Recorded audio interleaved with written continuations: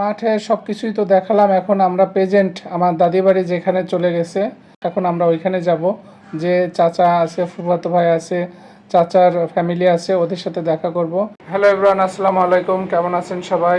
তো যেটা বলছিলাম, তো মাঠ থেকে একদম প্রায় সন্ধ্যা হবে হবে এরকম অবস্থা, তখন আমরা বেরিয়ে আসলাম। আর ওইখান থেকে আমার দাদি বাড়ি যেতে ভ্যানের রাস্তা হয়তো 10 মিনিটের মতো লাগে। তো আমরা সবাই যেহেতু মাঠে গেছিলাম, খালি পায়ে গেছিলাম, তো ডাইরেক্ট সবাই একসাথে ভ্যানে উঠলাম, অনেক মজা হচ্ছিল, সবাই খালি পায়ে, ভালোই লাগছিল। তো তো দেখেন গ্রাম, এখন আর গ্রাম নেই, একদম হাইওয়ে রাস্তা। আমাদের আমাদের যে প্রেজেন্ট আমাদের বাসা থেকে দাদির বাসা, নতুন বাসা যেখানে দাদির বাড়ি, ওইখানে যেতে ভ্যান ভাড়া মাত্র 10 টাকা। আর ওই জমিতে যেখান থেকে আমরা যাচ্ছি ওইখান থেকেও সেম ভাড়া, আমাদের বাড়ির কাছেই। তো আমরা সবাই একসাথে ভ্যানে উঠে যাচ্ছি। আর দেখেন গ্রামের পরিবেশ অনেক সুন্দর। দাদি বাড়ি যেতে যেতে একদম সন্ধ্যা হয়ে যাবে।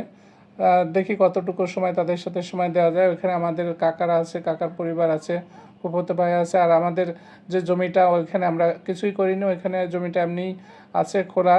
ওইখানে আমরা যাব একটু জমিটা দেখতে, যেহেতু অনেক দিন পরে আসছি, জমিটা দেখে আসা। তো যেহেতু ওই বাড়িতে আমাদের আগে ঘর ছিল, ওই ঘরটা আমরা আমার আব্বা ভেঙে ওই সব কিছু সরিয়ে দিয়ে একদম ফাঁকা মাঠ করে ওইখানে কাঠের মেহগনি গাছ প্রায় 50টার মতো লাগিয়েছে, কিছু আমের চারা লাগিয়েছে। তো ওই জায়গাটা নাকি অনেক সুন্দর বাগানের মতো হয়েছে। তো আম্মা প্রায়ই বলে।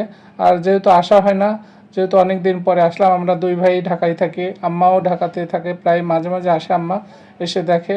আর এখানে অনেক দিন পরে যেহেতু আসছে, একটু ঘুরে দেখতেও ভালো লাগবে। তো যখন এইখানে আব্বা গাছগুলো লাগাচ্ছিল, তখন আমরা বলছিলাম যে আব্বা এগুলো দিয়ে কী করবেন, এগুলোকে আমাদের লাইফে পাবো, কেননা গাছ মোটা না হলে তো আসলে তার কোনো মূল্য থাকে না। কাঠের গাছ অনেক বছর লাগে মোটা হতে। তো আব্বা বলছে তোমরা না পেলে কী হবে, তোমাদের ছেলে মেয়েরা পাবে।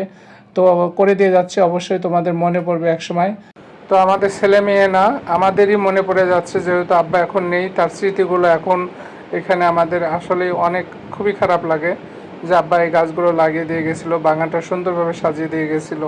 আর যেহেতু অল্প সময়ের জন্য আসছি, তো আপনাদের সাথে শেয়ার করলাম। এটা আমাদের সেই পুরাতন বাড়ি, যেটা এখন আমাদের এখানে সামনের দিকে চাচারা এবং ফুপুরা থাকে, আর ফুফুতো ভাইওরা থাকে, পরিবার থাকে। আর বাকি সবাই যারা ছেলেরা আছে ঢাকায় চাকরি করে, আমরাও ঢাকায় থাকি। তো মাঝে মাঝে আসতে আমার এখানে খুবই ভালো লাগে। জায়গাটা একদম আব্বার কথা, আব্বার স্মৃতি মনে পড়ে যায়। দাদা দাদি যখন ছিল তখন প্রত্যেক বছরে 2 বা 3 বার আসা হতো। এখন আসলে দাদা দাদির যেহেতু নেই, আর এখানে ওইভাবে আসাও হয় না, বছর অন্তর হয়তো একবার আসা হয় না। বাড়ির ভিতরটা আপনাদের সাথে শেয়ার করতে পারলাম না, কেননা অন্ধকার হয়ে গেছে। তো সবাই ভালো থাকবেন, সুস্থ থাকবেন, আমাদের জন্য দোয়া করবেন। আল্লাহ হাফেজ।